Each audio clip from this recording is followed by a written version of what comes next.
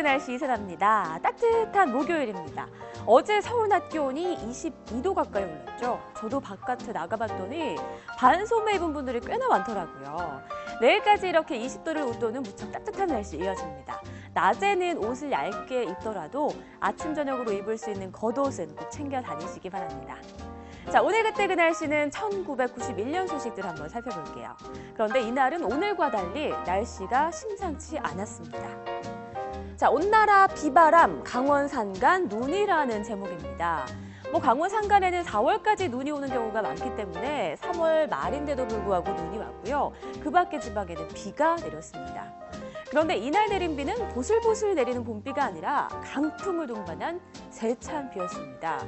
봄철에 부는 바람이 생각보다 꽤 매섭거든요. 다리를 건너다가 자동차가 휘청거리는 걸 느낄 수 있을 정도인데 91년도에는 이 봄바람에 사고까지 발생했습니다. 자, 이쪽으로 한번 볼까요? 팔당대교 공사 중에 붕괴. 네, 팔당대교가 공사하는 중에 붕괴되는 사고가 있었습니다. 이날은 비와 함께 초속 15m의 강풍이 불었습니다. 초속 19m부터가 태풍으로 분류되니까 굉장히 바람이 강했던 거죠. 이 강풍에 다리를 떠받치고 있던 철제 빔이 무너지면서 사고가 일어났습니다. 신문에서처럼 그 원인이 인간의 힘으로 어쩔 수 없는 강풍 때문이었는지 아니면 부실공사 때문이었는지 논란이 있었는데요. 사고가 일어나고 2년 뒤인 93년도에 그 원인이 밝혀졌습니다. 자, 그럼 93년도 신문을 잠시 살펴볼게요. 팔당대교 붕괴 부실 시공이 원인. 네, 맞습니다. 원인은 바로 부실공사였던 겁니다.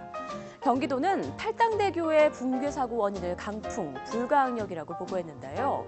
감사원의 조사 결과 아닌 것으로 밝혀진 거죠. 설계를 멋대로 변경하고 그마저도 기준치도 못 미치게 부실공사를 한 건데요. 이때 제대로 조치를 취했다면 95년도 성수대교 붕괴 사고도 막을 수 있지 않았을까 이런 생각이 듭니다.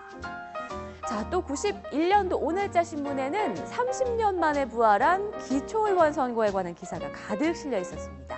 자, 당시 선거 풍경을 한번 살펴볼까요? 네, 여기 사진을 좀 보세요. 수십 명의 사람들이 어디론가 우르르 몰려가는 듯한 모습인데요.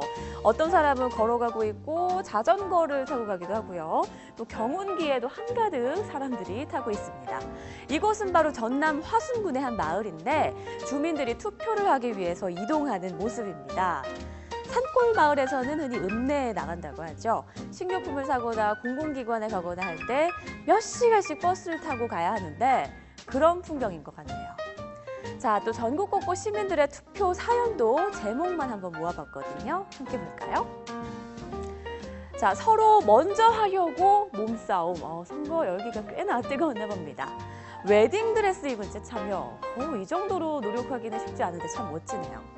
투표하고 나오다가 다쳐. 안타까운 사연도 있고요. 첫 번째 위에서 2시간이나 기다려. 이렇게 30년 만에 기초의원 선거를 처음으로 하고 싶어서 2시간이나 기다린 일도 있었나 봅니다. 자, 30년 만에 치러진 기초의원 선거. 이런 기사들만 본다면 국민들의 의지가 정말 대단했구나 이런 생각이 들죠. 하지만 이해의 투표율 통계를 보니까 55%에 그쳤습니다. 투표보다 휴일에 관심을 둔 사람들이 많았고 정치권에 대한 불신으로 외면한 사람들이 많았던 거죠. 사실 투표율에 관한 문제는 지금도 풀리지 않는 숙제입니다. 그 사람이 그 사람이다 하는 정치권에 대한 불신이 여전하고요. 또 투표율을 올리기 위해서 이런저런 제도가 실시되고 있지만 국민들의 마음을 움직이기가 좀처럼 쉽지가 않습니다. 뭔가 더욱 근본적인 원인과 그것을 해결하기 위한 대책이 필요하지 않나 생각이 되네요. 지금까지 그때 그 날씨의 이세나였습니다.